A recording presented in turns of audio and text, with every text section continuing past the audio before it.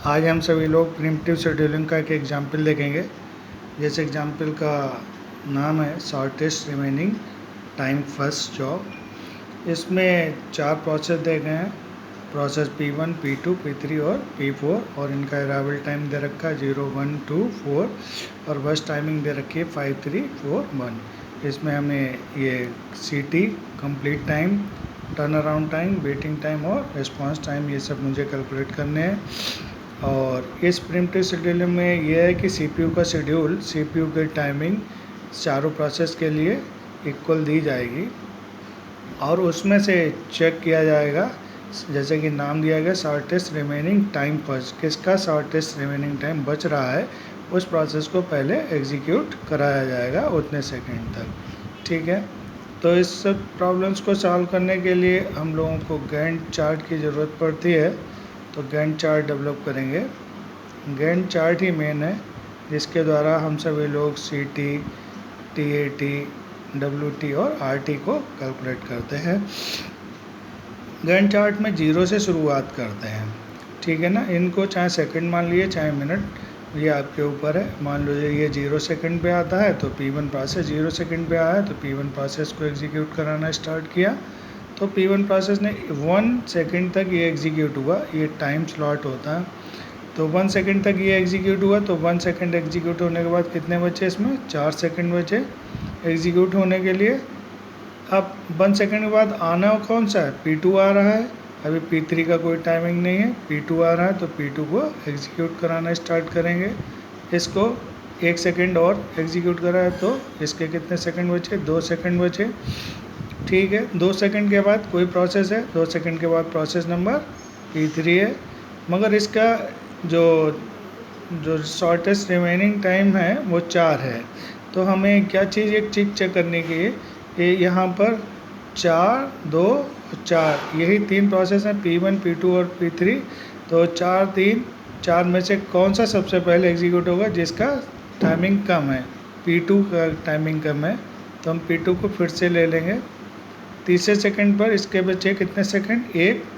फिर से वही तीसरे सेकंड के बाद कोई भी प्रोसेस है नहीं तो हम यही P1, P2 और P3 में ही चेक करेंगे। 4, 3, 1, फिर से P2 को उठा लिया और P2 को उठाने के बाद P2 को फिर एग्जीक्यूट करा दिया।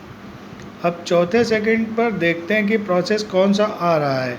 चौथे सेकंड पर देखते हैं प्रोसेस हमारे पास एक बचा है, P1 है, एक प्रोसेस है ये फिनिश हो चुका है, P3 है और एक है P4 प्रोसेस। इनका शॉर्टेस्ट रिमेनिंग टाइम देखेंगे। सबका इसमें P1, P3 और P4 में शॉर्टेस्ट रिमेनिंग टाइम P4 का है तो P4 को उठा लेंगे। P4 को एग्जीक्यूट किया, 5वें सेकंड के बाद P4 भी फिनिश हो गया। अब हमारे पास 2 प्रोसेस फिनिश हो गए हैं, P2 और P4। अब बचे कौन से प्रोसेस? P1 और P3। 5वें सेकंड के बाद कोई प्रोसेस है नहीं हमारे पास। जैसे P5 होता तो हम 5वें सेकंड पर उसे लेके आते और चेक करते कि 4, 4 और जो भी कोई नंबर दिया होता है उसमें से कौन सा बेस्ट है। अब यहाँ पर दोनों के अंदर इसके भी 4 है और इसके भी 4 वैल्यू है, तो जो सबसे पहले प्रोसेस आया था उसको हम ले लेंगे। तो P1 प्रोसेस पहले आया था तो P1 प्रोसेस को एग्जीक्यूट कराएंगे। छठे सेकंड पर भी P1 प्रोसेस को और 7वें सेकंड पर भी P1 प्रोसेस को। मीन्स 4, 3, फिर 2 और फिर 8वें सेकंड पर P1 प्रोसेस आएगा, फिर 1 बचा और 9वें सेकंड पर के बाद ये हो गया 0। 9वें सेकंड के बाद कौन सा प्रोसेस बचा? P3 प्रोसेस बचा, ये 4 सेकंड तक होगा तो P3 प्रोसेस यहाँ पर लिख लेंगे। 9, 4 कितने होते हैं? 13। तो यहाँ ज़्यादा नंबर नहीं लिखने की ज़रूरत है, 1, 1, 4 इसमें जोड़ दिए, कितने हो गए? 13 सेकंड पर ये फिनिश हो जाएगा। ठीक है, इस तरीके से हम लोगों ने ये गैंट चार्ट के थ्रू कैलकुलेट किया है। और गैंट चार्ट के थ्रू अब ये CT भी निकाल लेंगे। कंप्लीट टाइम CT को निकालने के लिए क्या करते हैं, एक फार्मूला है कि इसका कितना कंप्लीट हुआ है। P1 कितने टाइम पे कंप्लीट हुआ? P1 हुआ 9 सेकंड पे कंप्लीट हुआ तो 9 लिख लेंगे। अब देखेंगे कि P2 कितने सेकंड पे कंप्लीट हो रहा है। P2 हमारा 3 सेकंड पे कंप्लीट हो रहा है। P2 हमारा 4 सेकंड पे कंप्लीट हो रहा है तो यहाँ पर 4 लिखेंगे। P3 हमारा 13 सेकंड पे कंप्लीट हो रहा है और P4 हमारा 5 सेकंड पे कंप्लीट हो रहा है। ठीक है, इसके बाद हम सभी लोग चेक करेंगे turn around time. Turn around time निकालने का फार्मूला है, टर्न अराउंड टाइम निकालने के लिए CT माइनस 80 किया जाता है, तो CT में से 80 माइनस कर दीजिए। 9 माइनस 9, 9 माइनस 0 9, फिर 4 में से 3, 13 माइनस 2 11 और 5 माइनस 4 1। ठीक है, तो WT वेटिंग टाइम निकालने के लिए turn around timing minus BT बस टाइम माइनस कर दिया जाता है। तो टर्न अराउंड टाइम आपने कितना निकाला था, ये वो बस टाइमिंग है ये, तो बस टाइमिंग ये वाली चीज़ नहीं कैलकुलेट करेंगे, ये ध्यान रखिए। ये हम जो दिया गया था हमें क्वेश्चन में वही माइनस करेंगे।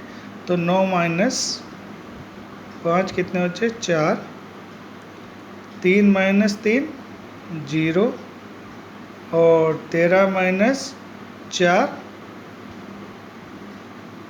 11 माइनस 4 कितना बचे 7 और 1 माइनस 1 कितना बचा 0। ठीक है, रिस्पांस टाइम निकालेंगे तो 0 रिस्पांस टाइमिंग निकालने का फार्मूला है, तो CPU फर्स्ट टाइम में अराइवल किया हुआ और फिर अराइवल टाइमिंग माइनस कर लेंगे। तो CPU फर्स्ट P1 कब अराइवल हुआ 0 टाइम पर, तो 0 माइनस 0, तो 0 माइनस 0 कितना हो गया, इसका कितना हो गया 0 ही वैल्यू हो गई। अब P1 कब अराइव हुआ 1 सेकेंड पर, टाइम लाइन से ही ये कैलकुलेट होगा और इसका भी 1 है, इसलिए 1 माइनस 1 0 हो गया। P2 का अराइवल कितना है, P2 का तो हो गया। P3 का अराइवल कब है, P3 का अराइवल 9 सेकेंड पर है, तो 9 माइनस 2 कितने हो गए 7 हो गया। P4 का अराइवल देखिए 4 है, तो 4 माइनस इसका बस अराइवल टाइमिंग 4 है, यहाँ पर 0 हो गया। तो कुल मिला के वेटिंग देख लीजिए, P1 को वेटिंग कितनी करनी पड़ी 4 सेकंड की, P2 को 0 सेकंड। अब देखो P2 को 0 सेकंड क्यों वेटिंग करना पड़ा, क्योंकि उसको तो तुरंत ही मिल गया और वो उसे उसकी लाइन में कोई और था ही नहीं, इसलिए ये एग्जीक्यूट होता चला गया। ठीक है, इस तरीके से हम सब लोग शॉर्टेस्ट रिमेनिंग टाइम फर्स्ट को सॉल्व करेंगे। और इसमें एवरेज रिस्पांस टाइम अगर पूछता है, एवरेज रिस्पांस टाइम, तो इनको जोड़ लीजिए और अपान कितने प्रोसेस हैं आपके पास 4 हैं, डिवाइड कर दिए 1.75 आएगा। अगर पूछता है कि एवरेज टर्न अराउंड टाइमिंग कितनी है, तो टर्न अराउंड टाइमिंग जोड़ लीजिए, कितने होंगे 24 बनते हैं अपान 4, तो 4 प्रोसेस हैं जिससे डिवाइड करना है, 6 बचा। अगर पूछता है एवरेज वेटिंग टाइमिंग कितनी है, तो 11 है वेटिंग टाइमिंग, सच्चा 11/4 2.75 होगी। ठीक है, इस तरीके से ये क्वेश्चन सॉल्व हो जाता है। यहाँ पर जो ध्यान देने वाली बात है वो ये है कि जैसे कि यहाँ पर जो तीसरा सेकंड था, दूसरा सेकंड था, दूसरे सेकंड पर प्रोसेस जो था आ तो रहा था P3, मगर उसका बस टाइमिंग कितनी थी 4 थी, और यहाँ पर 4 थी P1 की भी, मगर P2 की कितनी हो गई थी 2 हो चुकी थी, इसलिए जिसका शॉर्टेस्ट टाइमिंग थी उसको हमने यहाँ पर लिया था, इसलिए P2 को बार बार हम लोग लेते चले जा रहे थे। ठीक है, इस तरीके से ये प्रॉब्लम सॉल्व हो जाती है। नेक्स्ट बार में हम आपको नया क्वेश्चन एक देंगे, उसे सॉल्व करिएगा।